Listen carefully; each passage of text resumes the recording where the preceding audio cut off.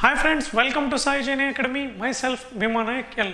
So in this session, I am going to solve 2019 DCET question paper of Series G for Mechanical Engineering branch.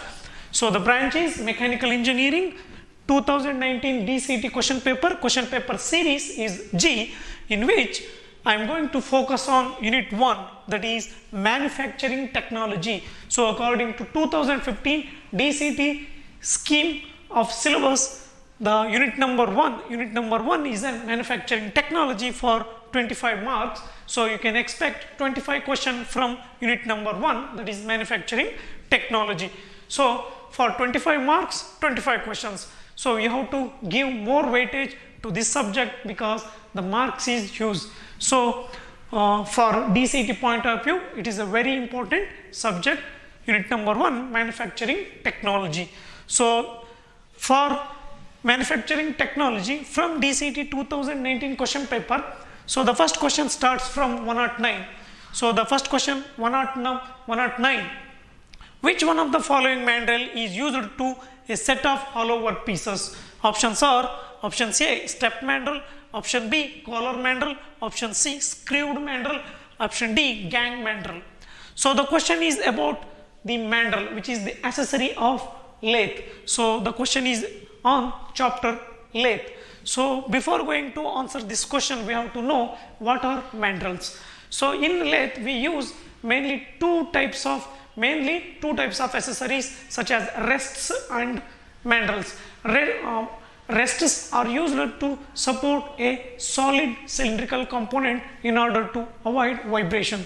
So suppose I have to turn a very long cylindrical component, it vibrate because of centrifugal force. So I need a support at middle. So those devices are called rest. In case of mandrels are the devices which are used to support a hollow cylindrical components. So it is not possible to turn or machine a hollow cylindrical component without a mandrel. So consider this is a workpiece. This is a hollow cylindrical workpiece which has some internal diameter. So this is a hollow cylindrical component and I have to turn its outer surface, or I have to machine some outer surface. So if we fix in lathe and start to turn, then the support from hollow component is not sufficient to withstand the cutting tool force. So there is always force exerted by cutting tool which may affect the machining parameter on the hollow workpiece. So we use a mandrel, that is internal supporting member for hollow component while turning on lathe, are known as the mandrels. So mandrels are the devices which are fixed inside the internal diameter of hollow workpiece in order to get machining. So mandrels always fixed between two center, that is live center and dead center. So live center means chuck, dead center means tile stock, in which a mandrel is fixed on which the workpiece, hollow workpiece is fixed. So while turning with mandrel, there is a sufficient support to tool, so the workpiece may not get damaged and the machining parameter will not affected. So the main purpose of mandrels is to support the internal diameter or the hollow cylindrical component in lathe. So we have many types of mandrels such as plain mandrels, step mandrel, gang mandrel, collar mandrel, cone mandrel, expansion mandrel. So first one, plain mandrel. Plain mandrel is just a solid component which has larger diameter one side and the smaller diameter another side. So which is in taper form. So we can fix the workpiece. The black hatched portion is a work and this is a mandrel. So in plain mandrel we can easily machine in any plane surface. In case of step mandrel, it is a mandrel with different diameter. It has a steps with a different diameter, so we can machine the different diameter component at one time. So gang mandrel is similar to the step mandrel, but it has uniform diameter.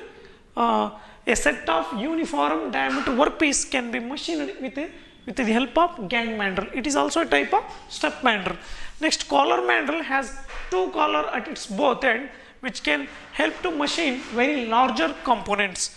In case of cone mandrel, it has a conical shape type of solid part in which we can fix the workpiece of conical internal diameter. So we can work with conical internal diameter. So in case of expansion mandrel, it has a split bush. It has a split bush. It is a split bush. We can expand its diameter and we can decrease its diameter. So it is a split bush. So where split bush can be expanded or contracted in order to fix many diameter components. So the name itself says the expansion mandrel. So these are the major type of mandrels. Next, moving on, question: which one of the following mandrel is used to set off hollow workpieces? Set off hollow workpieces. So step mandrel. In case of step mandrel, we use a set of hollow workpieces with different diameter. Next, collar mandrel, we cannot use a set of workpieces, we use only workpiece. In case of screwed mandrel, we have mandrel with the external threads, so we can fix a hollow component with the internal threads. In case of gang mandrel, we have a set of workpiece with the similar diameter. So which one of the following mandrel is used a set of hollow workpiece? That is obviously a gang mandrel uses a set of hollow workpieces. So the right answer is option D, gang mandrel. Gang mandrel is the mandrel used a set of hollow workpiece. No doubt, all of the mandrels are used for hollow workpieces, but gang mandrel is particularly used for a set of hollow workpieces. Step mandrel is also used for a set of workpieces, but for variation of diameter. But gang mandrel with constant diameter. So right option is option D, gang mandrel. Thank you.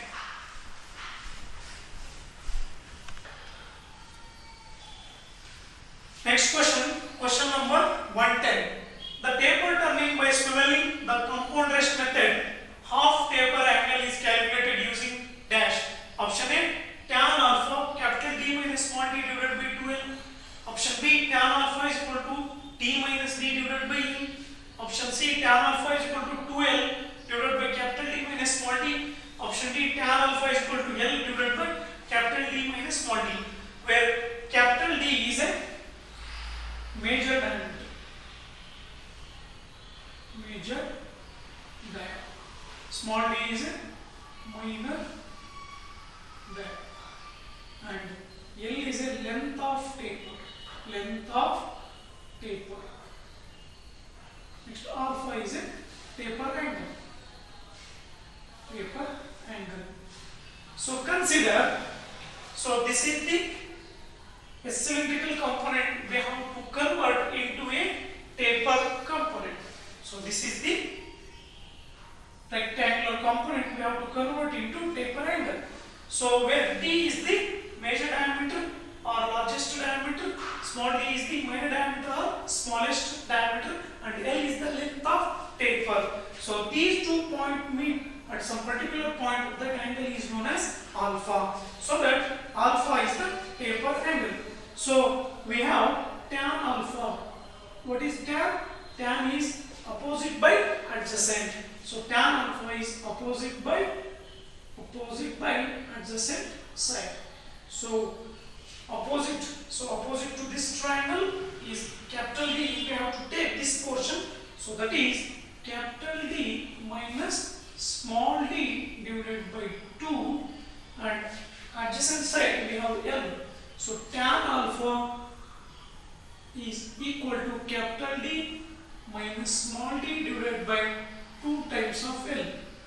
So this is the taper angle formula by compound rest method. That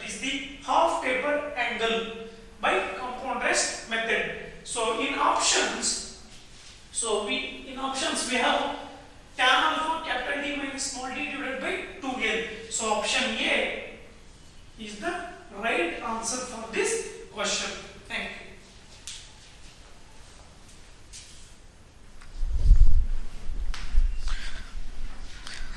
So next question number 111.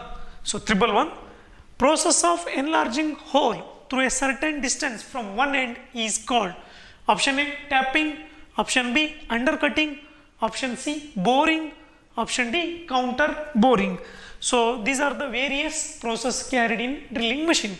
So a process which enlarges a hole through certain distance from one end is called dash. So we look the option one by one. So first of all, what is tapping? So tapping is a process of producing internal threads. So the process of producing internal threads in a component is known as tapping.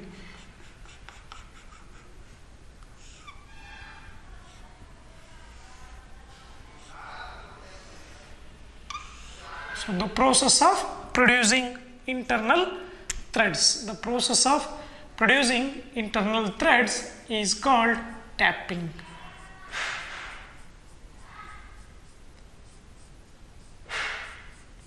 So internal threads. So what is undercutting?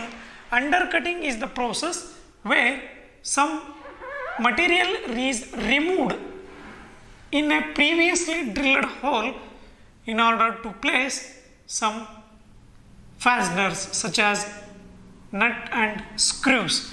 So this is a process in which the material is replaced at the end of a drilled portion. So some cavity like or some portion is removed, some portion of material is removed using a special tool. Using a special tool is known as undercutting operation. So what is undercutting? Undercutting is the process of producing a cavity at the end of a drilled portion or at the end of a previously drilled portion in order to place some fasteners or something else, or some recess is provided at the corner of end of a previously drilled hole is known as undercutting process. So the process of producing internal threads is called tapping.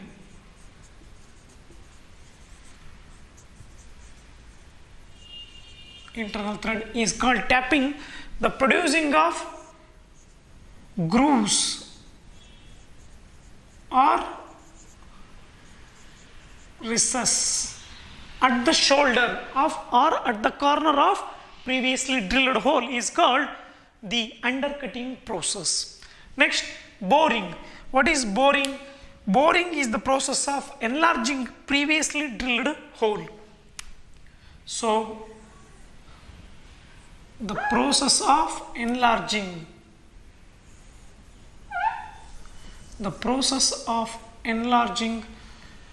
previously drilled hole is known as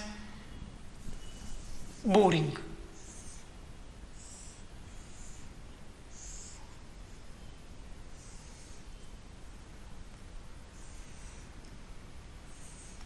So this is the component.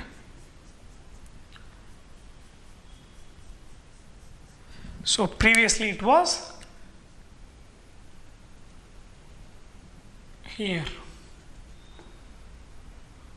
So this much of amount of material is removed in order to enlarge the previously drilled hole.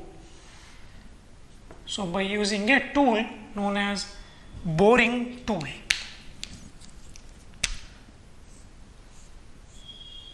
So this is a boring tool. So what is boring?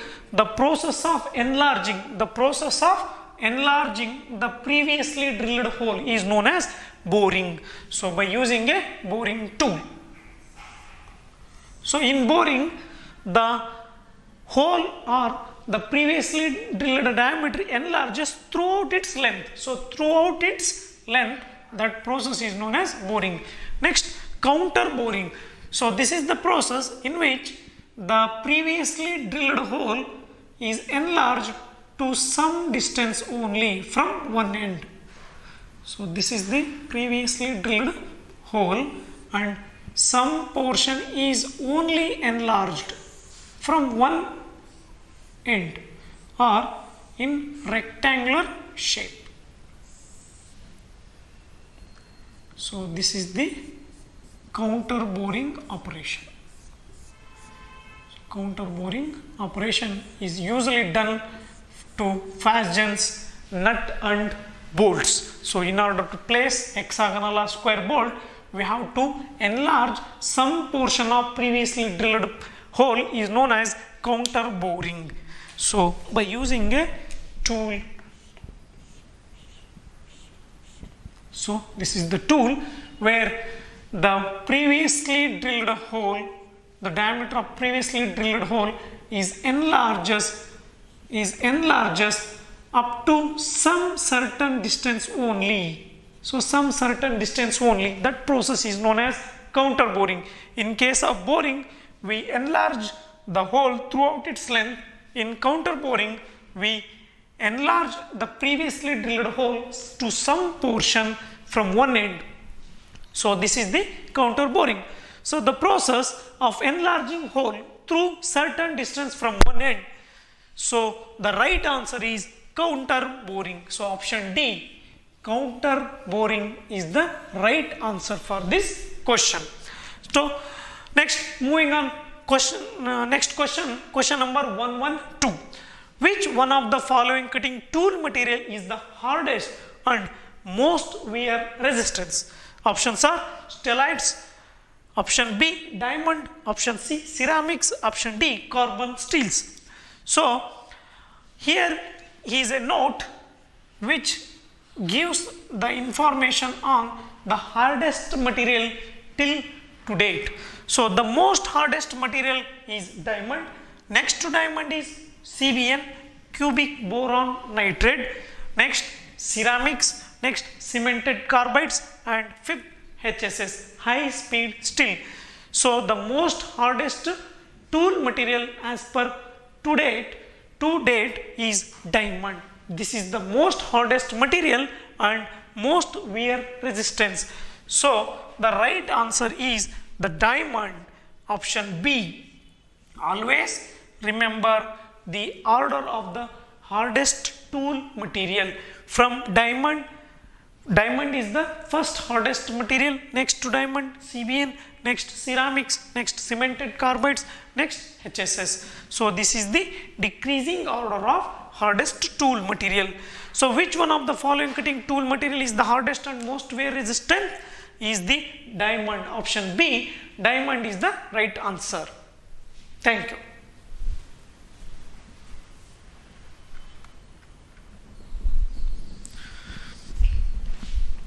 Moving on, next question, question number 113. Which of the following property of cutting fluid eliminate the hazard of fire? Option A stability, option B high flash point, option C odorless, option D neutral. So, the question is about the properties of cutting fluid. So, we will look options one by one. Stability. So, what is the stability? The property of any cutting fluid which do not form any acid or any oxidization is known as stability, which means the cutting fluid must be stable, which do not react with oxygen to form any acids or any oxidization. That property is known as stability. So, stability is the property of a material, so a property of a cutting fluids which do not form any acids. Next, high flash point.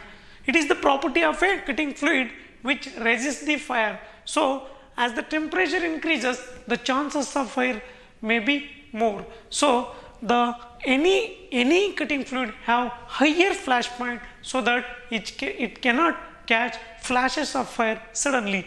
So, if a cutting fluid has higher flash point, means there is a less tendency to catch the fire. Next, option C, odorless. So obviously any cutting fluid should be odorless, which do not have any bad smells. Option D, neutral. So the cutting fluid has to be pH value 7, which means neutral solution. It may not be a acid or nor be a base. So it must be a neutral solution which has pH value 7, which do not cause any harm to operator. So stability is the property of a cutting fluid which do not form any acids. High flash point is the property of a cutting fluid which do not catches the flashes of fire at higher temperature.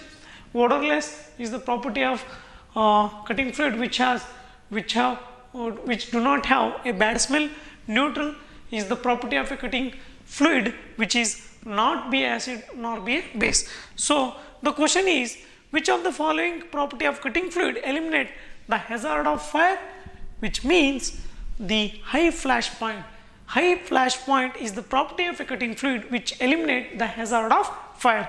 So option B has high flash point is the right answer for this question. So next question number 114.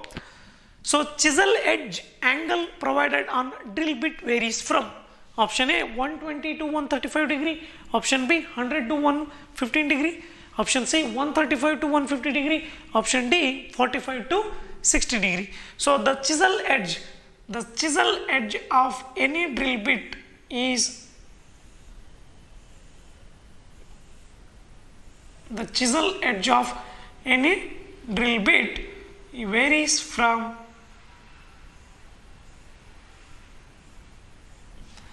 varies from 120 degree to 135 degree. So this is the chisel edge angle which varies from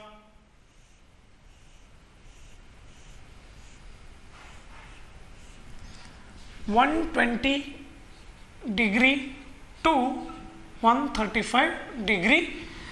So the option is 120 to 135 degree. So option B 100 to 115 degree is not a right answer. 135 to 150 is much higher value. Option D 45 to 60 is lower value. So the chisel edge angle provided on drill bit varies from 120 to 135 degree. So the right option is option A 120 to 135 degree. Next question number 115. In which type of radial drilling machines arm holding the drill head may be rotated on horizontal axis? Option A plain drilling machine, option B universal drilling machine, option C semi-universal drilling machine, option D omniversal drilling machine. So we have universal drilling machine which has arm. So this is the universal drilling machine, so which has a column and arm holding a drill head. So drill head has a drill holder and drill bit. So the table is below the drill bit. We can drill on vertical axis. So in universal drilling machine we can change the arm holding drill head into the vertical axis. So we can rotate in horizontal axis to produce vertical drills. So in which of the type of radial drilling machine arm holding the drill head may be rotated in horizontal axis? In universal drilling machine only we can rotate the drill head in horizontal axis. In plain drilling machine, semi-universal drilling machine, so we can rotate the drill bit in vertical axis only. But in case of universal drilling machine, we can rotate the drill head in horizontal axis and vertical axis. That's why the name is universal drilling machine. In universal drilling machine only we can rotate the drill head or drill bit in both horizontal axis and vertical axis. So the right answer is option B, universal drilling machine. Thank you.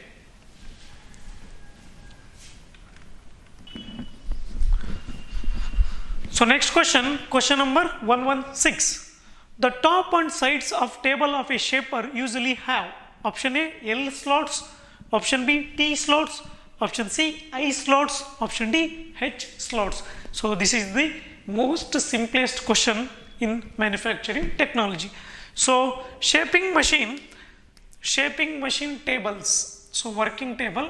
So any shaper or planer machine has a working table. So on working table we have T slots, we have T shaped slots, T slots in both side and top views. So the top and side of the table of a shaper usually have the T slots. So option B, T slots is the right answer. Next question.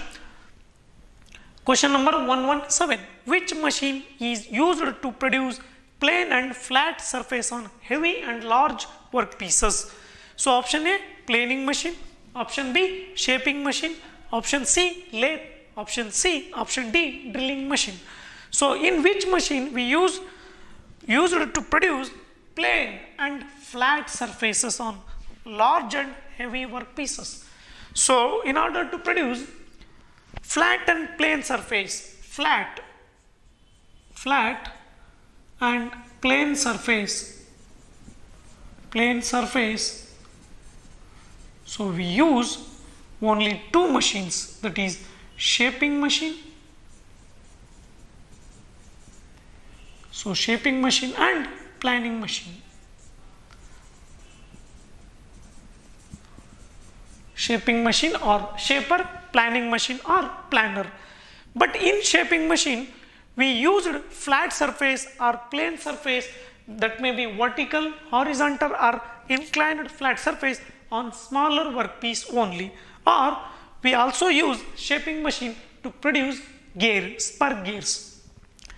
But in order to produce flat and plain surface on heavy workpieces we use planing machine.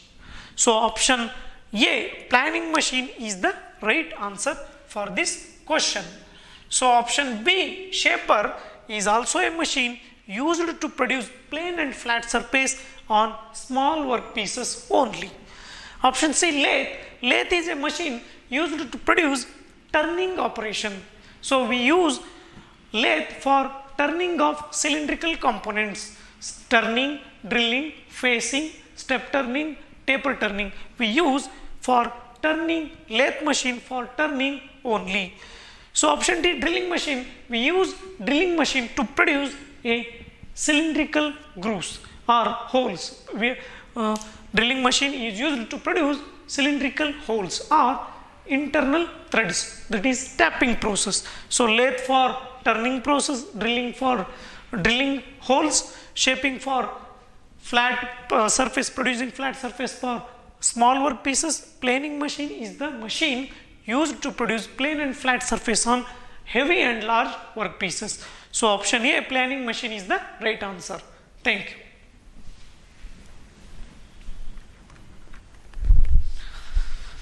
So next question, question number 118. The operation of machining several surfaces of workpiece simultaneously is called option A profile milling, option B gang milling, option C saw milling, option D helical milling. So in case of profile milling, we are produce profile like concave and convex shapes. So like concave and convex shape in workpiece by using the profile cutter. So the cutter is itself in profile shape. So this is for concave and convex shape, like we have this type of cutter. So what is profile milling? So in profile milling we use to produce profile like convex and convex shape, concave and convex shape. In gang milling we have more than two cutter which produce a step like machining. So in this process, several process, so this surface produced simultaneously. So in gang milling process only the several process of workpiece simultaneously machined. So in case of sawmilling, we have a cutter, very saw-like, slit saw-like cutter, which used to produce slots like T slots. In case of helical milling, we have a cutter like drill bit, in which the cutter moves in helical motion to produce the required machining operation. So as per the question, the operation of machining several workpieces simultaneously is called gang milling. So option B, gang milling, is the right answer. Thank you.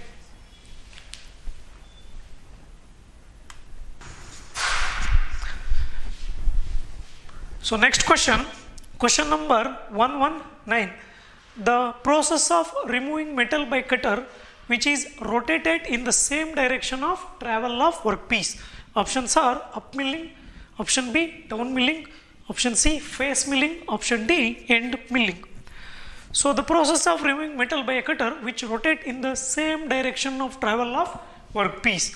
So in milling process, there are mainly two types of milling, up milling and down milling. So this is the up milling.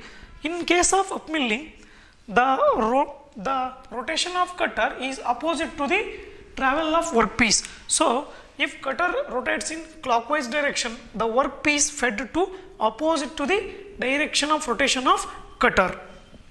So in case of down milling, the workpiece is fed to in the same direction of rotation of cutter.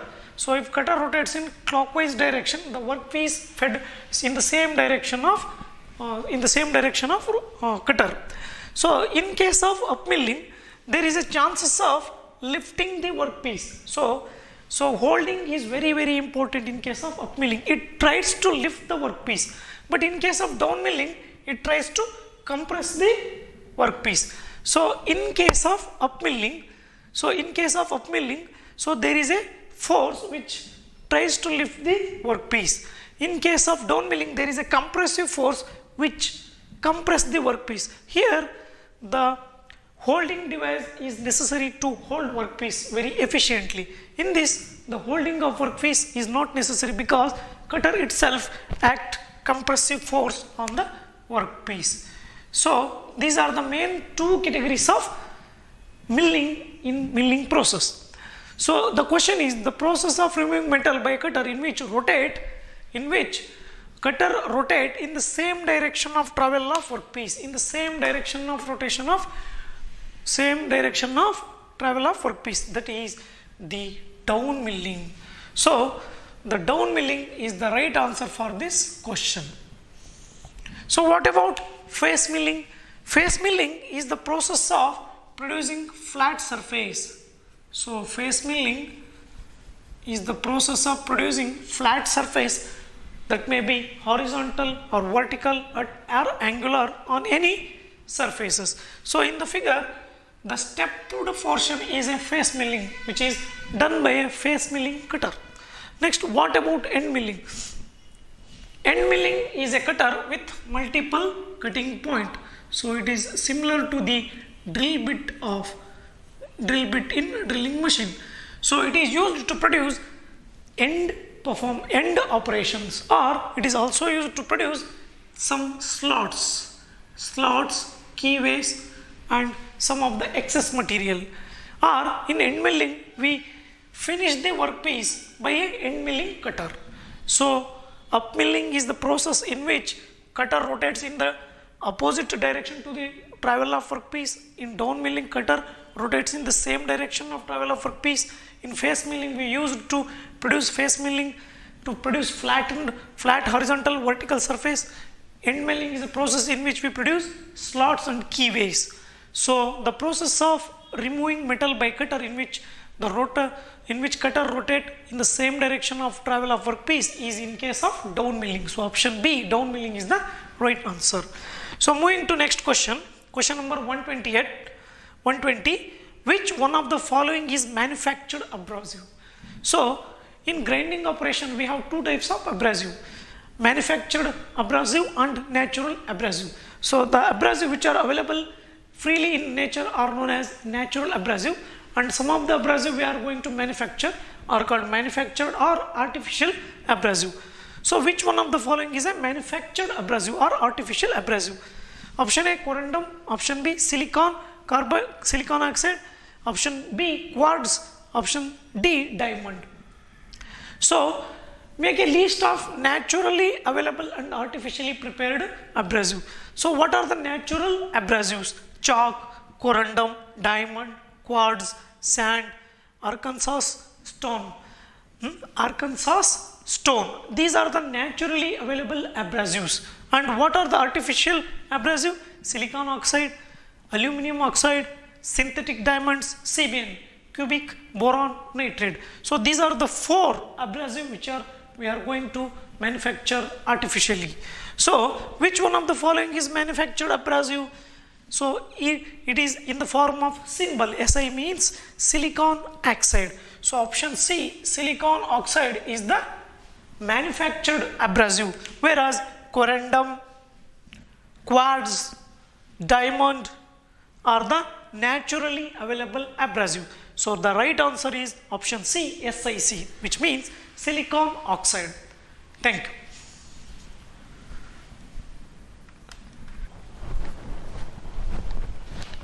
So next question number 121. A dense structure in a grinding wheel is used for dash. Option A heavy cuts, option B finishing cuts, option C hard material, option D elastic material. So we know that there are 2 type of structure in grinding wheel. One is dense structure and another is loose structure. In dense structure, the abrasives are closely packed with each other. In loose structure, the abrasives are separated from each other. So we use dense structure for finishing operations, and dense structure is also used to cut very hard material. Loose structures are used for rough cutting, and it is also used to cut the smooth material. So the dense structure in grinding wheel used for both finishing cuts and hard material. So the question carries grace marks because the answer is more than one. So both B and C are right answer for this question. So this is a grace marks question. So a dense structure in grinding wheel is used for both finishing cuts and hard material. So both option B and C are the right answer for this question. So about elastic material, we don't use grinding wheel for elastic material. So with dense structure. So a dense structure in grinding wheel used for finishing cuts and hard material, whereas in loose structure for rough cut and smooth material. So the answer for question number 121 is both B and C. Next question number 122. In AJM, abrasive jet machining, the abrasive and gas mixture emerges from nozzle mounted on fixture. Sorry, this is the fixture. Mounted on fixture with velocity dash. Option A 150 to 300 meter per minute. Option B 1500 to 3000 meter per minute. Option C 15,000 to 30,000 meter per minute. Option D 15 to 30 meter per minute. So in abrasive jet machining we have a nozzle. So this is a nozzle figure or the simple diagram of a AJM, where nozzle exits or the abrasive and gas exits from nozzle with a velocity. Here is a mixing chamber where gas and abrasives are mixed together and the velocity of mixture emerges from nozzle. So nozzle is a device which increases the velocity of emerging mixture. So what is the range of velocity of a mixture in case of abrasive jet machining? So for various operations we are going to use various velocities, but abrasive jet machining has a range in which the velocity can be varied. That is 1500 to 3000 meter per minute. So always remember, the velocity of mixture exit from nozzle of a abrasive jet machining is always in the range of 1500 to 3000 meter per minute. So option B, 1500 to 3000 meter per minute is the right answer for this question. Thank you.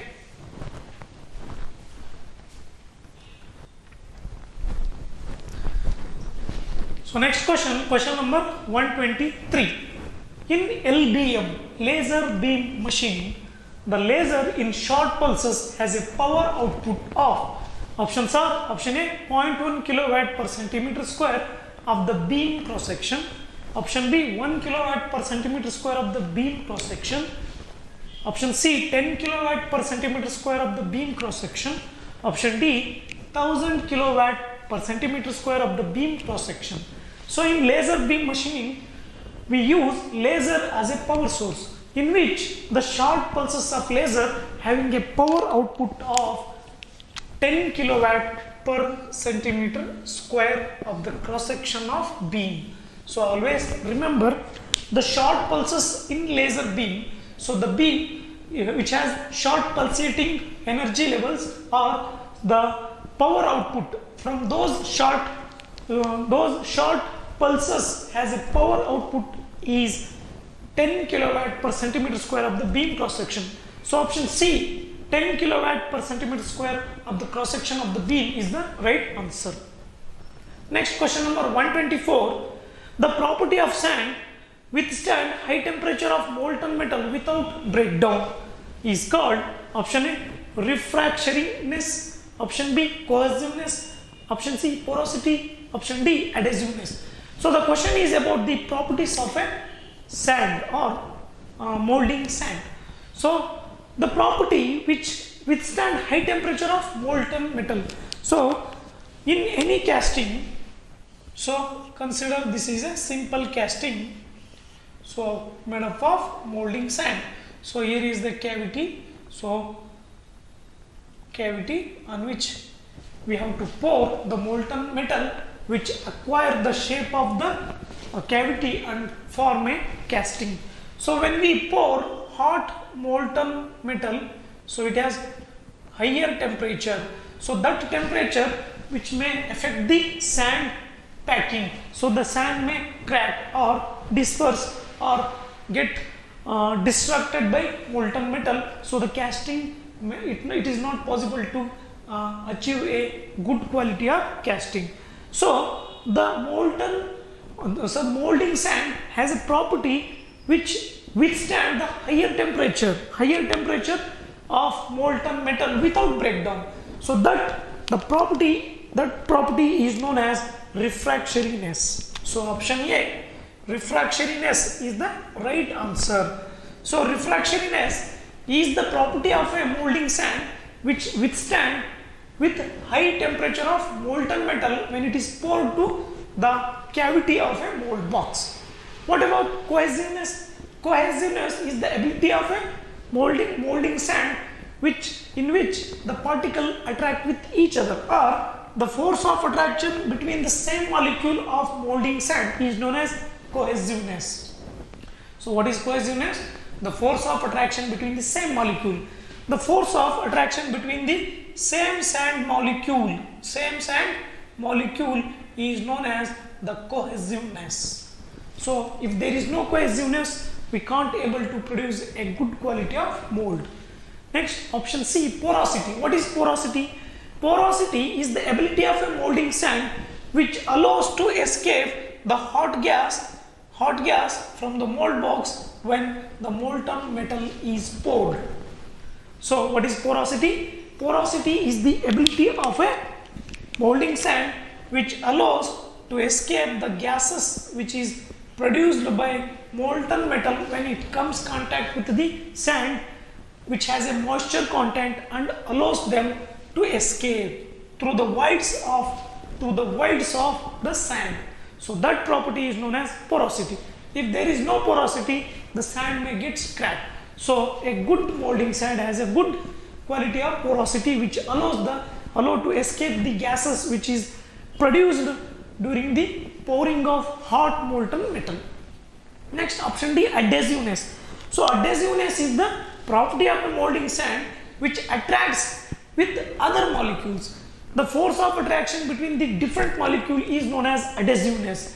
So if the molding sand has a good adhesiveness, then only it can adhere to the or cling to the molding box. So molding box is made up of different material, so it has to adhere with the molding box. That property is known as adhesiveness. So the property of molding sand which attracts or adhere to other component is known as adhesiveness, which attracts with same particle is known as cohesiveness. Porosity is the ability to escape the hot gases to atmosphere when the hot molten metal is poured. So the property of sand which withstand high temperature of molten metal during the molding process is known as refractoriness. So option A, refractoriness, is the right answer. Next, question number 125. Skeleton patterns are generally used for small casting, non-ferrous casting, large casting and hollow casting. So skeleton pattern. So what is pattern? Pattern is the replica or the mirror image of a component what we are going to produce. So it is the replica of the production component. So we have many type of patterns: single piece pattern, multi-piece pattern, gated patterns, splitted with pin patterns and skeletal pattern. So skeleton pattern, as the name indicates, it has a skeleton of large structure. So we are going to prepare a skeleton of large components only. So skeleton patterns are generally used for production of large castings, such as the turbines, hydraulic turbines, large pipes and a large steel structure. Those are produced by skeleton pattern. So skeleton patterns are generally used for large castings. So for small casting we use simple or single piece pattern. So non-ferrous casting is not a right answer. Hollow casting. So hollow casting produced by slush casting or investment casting, or centrifugal by centrifugal casting, semi-centrifugal or centrifugal casting. So a skeleton patterns are generally used for production of large castings. So the right answer, option C, large casting, is the right answer for this question. Thank you.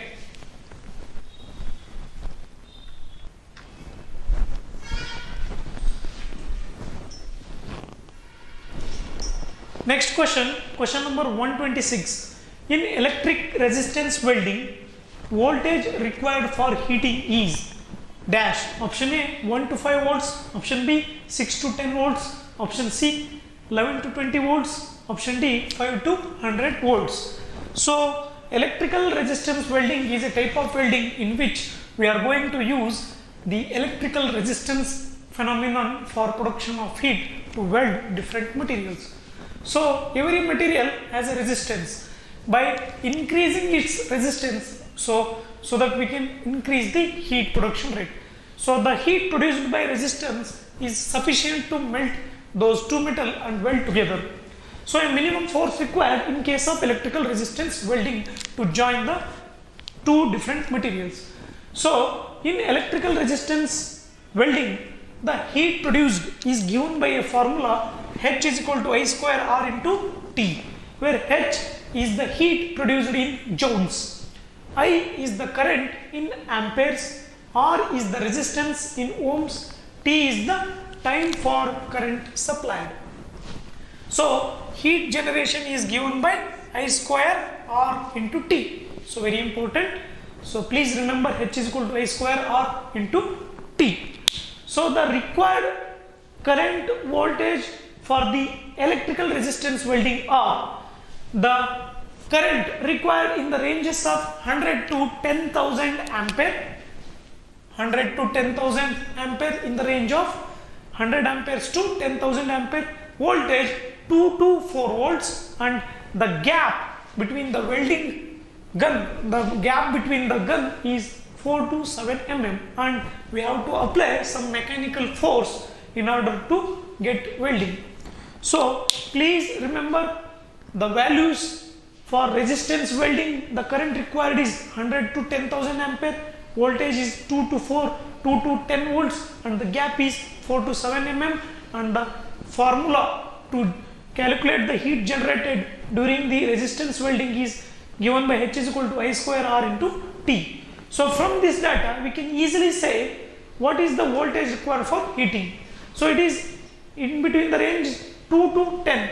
So by seeing the option 1 to 5 is not nearer, 6 to 10 is nearer, 11 to 10 is excess, 50 to 100 is excess. So option B, 6 to 10, 6 to 10 volt. So in electrical resistance welding, voltage required for heating is in the range 6 to 10 volts. Next question, question number 127. The brass and bronze welded by dash flame.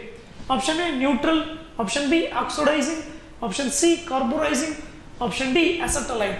So the question is about gas welding.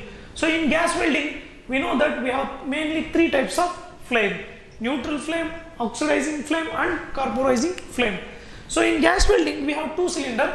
One is oxygen cylinder and another is acetylene cylinder. So both oxygen and acetylene mixed in a chamber and comes by a nozzle where we put fire and welding and we use for welding. So by varying the mixture of air and acetylene, we can produce mainly three types of flame. So neutral flame, oxidizing flame, carburizing flame. Very important. Neutral flame, oxidizing flame, carburizing flame. So in case of neutral flame, the core of inner red portion is very small and the bluish layer is very large. So in case of neutral flame, we have a mixture of 1:1. So air and acetylene percentage is 1:1 or 50:50. So the equal amount of air and equal amount of acetylene will produce neutral flame. So this type of flame is used to weld low carbon steels and mild steels. So neutral flames are used to weld low carbon steels and mild steel. So in neutral flame, the proportion is 50-50. Oxygen is 50 and acetylene is 50. So next, second, oxidizing flame. As the name indicates, in this flame there is excess of air. The percentage of air is more and the percentage of acetylene is less. So oxidizing flame is also produce a small inner red core and larger bluish core. So it is suitable for welding of brass, bronze, copper and zinc, non-ferrous metals. So the non-ferrous metals are welded by oxidizing flame where there is excess of air and less percentage of acetylene. Next, third one, carburizing flame.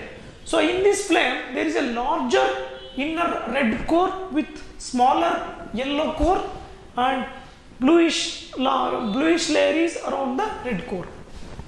So in carburizing flame there is excess of acetylene and less percentage of oxygen. If oxygen is more, then the flame is oxidizing flame. If the acetylene percentage is more, then the flame is carburizing flame. So the carburizing flame is used to weld aluminum alloys and steel alloys. The alloys of steel family and aluminum are welded by carburizing flame. So these are the three important flames. So very important. So in the gas welding we have two cylinders. One is oxygen cylinder and acetylene cylinder. Oxygen cylinder is larger than the acetylene cylinder because oxygen consumptions require more. So we always use a larger cylinder for oxygen than acetylene cylinder. And acetylene cylinder is indicated by blue color. So moving on question, the brass and bronze, one can easily answer by looking the three types of flame. So the brass and bronze are welded by oxidizing flame. So option B, oxidizing flame, is the right answer for this question. Next, moving on, next question, question number 128. The hot rolling of metal is carried out dash at crystallization temperature. Option B, below crystallization temperature. Option C, above crystallization temperature. And option D, at any temperature. So what is rolling? Hot rolling. Hot rolling is the process of production of required material by pressing a very hot roller on a material. So hot roller will press the material in order to get a desired shape of workpiece. So this is the hot rolling. So these are the roller which compress the material to form a required shape.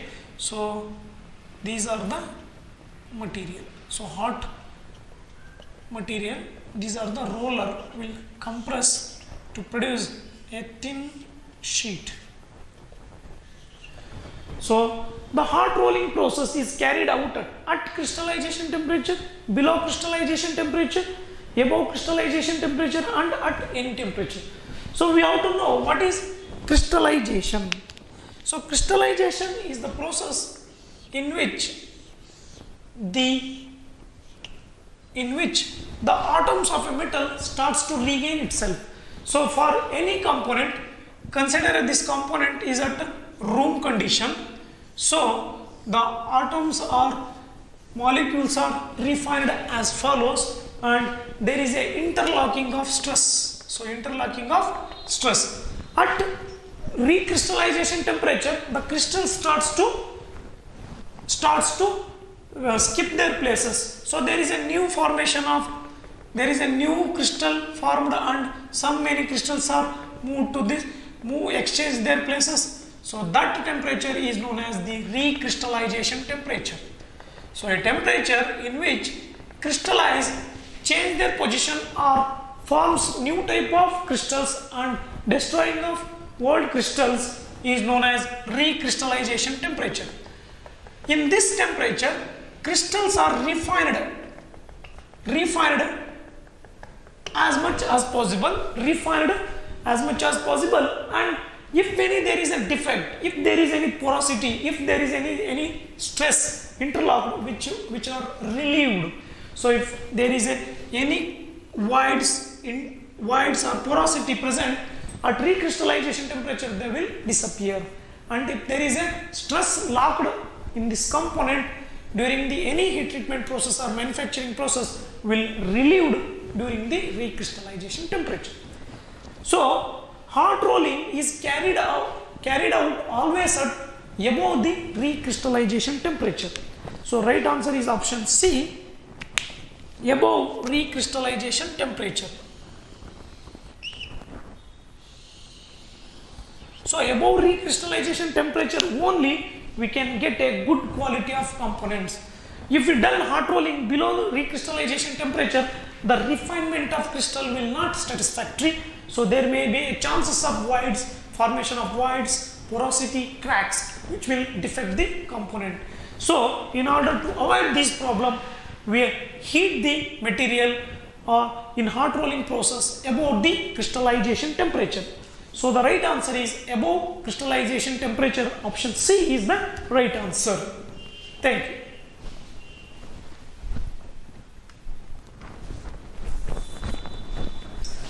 So next question, question number 129. The process of decreasing the cross section of a bar and increasing length is called dash. Option A, drying. Option B, upsetting. Option C, spinning. Option D, pinning. So the question is about various types of machining process. So we go through by options. So drying. Drying is a option. Drying is a machining process in which a force is exerted on a component and pulling force. So here is a die. So the component is pulled so that the cross section of the component will goes on decreases and the length will be increases. So in drying we have hot drying and cold drying. Usually hot drying is preferable. So here is a die. So this is the undrawn component. This is the drawn component. So by setting the die, we can vary the dimensions as per requirement. So when force is applied, the pulling force will cause the drawing operation. In this process, the cross section of the component will decreases and the length of the component will be increases. Upsetting process. This is a forging type of process. In this, the component get shortened by applying force. So here is a component, here is a workpiece which is compressed by applying a large forces so that component get shortened is called the upsetting process. In this process, the length of component will decreases and the area will be increases. So next, spinning process. Spinning process is the production of continuous pipes or wire process. In this, a hot molten metal is filled in a hopper which is injected through a nozzle and mixed with contact of water so that the metal gets solidified and the materials rolled into sheet, and there is a continuous production of thin sheets or wire. This type of process is known as spinning. So spinning is a process in which the molten metal particles continuously supplied to a chamber where the molten metal and fluid comes contact, and the metal sent to a roller where the thin sheet is continuously generated. So in case of composite material, spinning process is very important. Next, peening process. So peening process is a material removal process by impacting a steel ball at higher velocity on the surface of a component so that there is an impact will be produced. So that impact will be produced and crack of the material will start. So that crack will be removed by hammering. That process is known as peening. So peening is a process in which a ball with higher velocity impact on the surface of a component, so the impact will get cracked and removed. So these are all about the drying process, upsetting process, spinning process and peening process. So in drying process, the length will increases, area will be decreased. In upsetting process, length will decreases, area will be increases. But in question, he is asking about decrease in cross section and increase in length, which happens only in drying process only. So the right answer is option A, drying process. In drying process, there is a decrease in cross section of a bar and increasing length. So the right answer is option A, drying process. Next, moving on question number 138. The code G03 stands for, the question from CNC programming about G codes. So we have two types of code, G codes and M codes in CNC programming. The code G03 stands for option A, circular interpolation clockwise, option B, circular interpolation counterclockwise, option C, linear interpolation, option D, absolute interpolation. So some of the very important code I have written on board. Z00 means rapid travel, Z01 linear interpolation, that means the tool has to move in straight line, Z02 circular interpolation but in clockwise, circular interpolation in clockwise, Z02. Next, Z03 circular interpolation in counterclockwise direction, G90 absolute dimension system, G91 incremental dimension system. So Z03 is a circular interpolation counterclockwise. So option B, circular interpolation counterclockwise, is the right answer. So for circular interpolation clockwise, we have Z02. For linear interpolation, we have Z01. For absolute dimension, we have Z90. So these are all about the G codes, very important. So they are going to regularly ask one question on G codes and M codes. So the G03 stands for circular interpolation counterclockwise. So the right answer, option B. Thank you.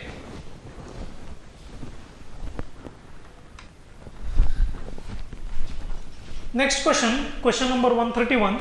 In which of the following configuration the robot body is a vertical column that swivel about vertical axis? Option R, polar coordinate configuration. Option B, cylindrical coordination configuration. Option C, jointed arm configuration. Option D, vertical configuration. So the question is about the configuration of robot. So we have four types of robot configuration: Cartesian coordinate configuration, cylindrical coordinate configuration, polar coordination configuration, and jointed arm configuration. So in Cartesian coordinate configuration, we have three linear motions between x and y and z axis. So this motion is in x axis So x axis, this motion is in y axis and this is in z axis. So three motions are linear motions only. Hence the name is Cartesian coordinate system. So in Cartesian coordinate system, x axis, y axis and z axis. So in this coordination configuration, three motions are linear motions only. In cylindrical configuration, we have two linear motion in y axis and in z axis, and in x axis we have the rotary motion. That means in vertical axis it can be rotated. So in which of the following configuration robot body vertical column that swivel about vertical axis? Nothing but it's a cylindrical coordination configuration. So option B, cylindrical coordination configuration is the right answer.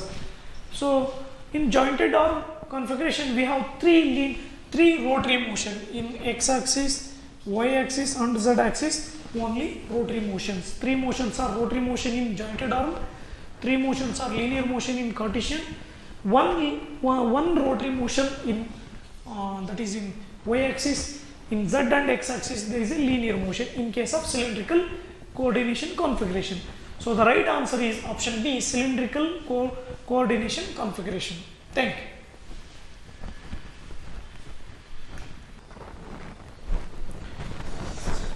So next question number 132. A jig is a device defined as, a jig is defined as a device which, option A, holds and locate a workpiece and guides and control one or more cutting tool. Option B, holds and locate a workpiece during an inspection or manufacturing operation. Option C is used to check accuracy of workpiece. Option D is used to check the precision of workpiece. So what is a jig? A jig is a work holding device which is used to hold the workpiece and guides the tool. A fixture is a device which only holds the workpiece and which does not guide the cutting tool. So we have two work holding devices, one is jig and another is fixture. Jig is a work holding device which holds the workpiece and guides the cutting tool, but whereas fixture is a work holding device only which has no relation with cutting tool. So a jig is a device which holds and locate workpiece, guides and control one or more cutting tool. So option A, holds and locate a workpiece and guides and control one or more cutting tool is the right answer. So whereas holds and locate workpiece during the inspection, it is not related to jig. It is used to check accuracy or precision. So accuracy and precision checked by many measuring devices such as screw gauge, vernier calipers, vernier height gauge, vernier depth gauge and feeler gauge. So are many devices used to check accuracy and precision. So the right answer is a jig is a device which holds, locate the workpiece and guides, control the one or more cutting tool. So option A is the right answer. So next question number 133. Thin chain lines find application as. So thin chain lines are used in which application? Option A, center lines. Option B, lines of symmetry. Option C, trajectories. Option D, all of these. So we have thin chain line as shown in board. So this is a thin chain line, whereas this is a thick chain line. So thin chain line we use as a center line. So any component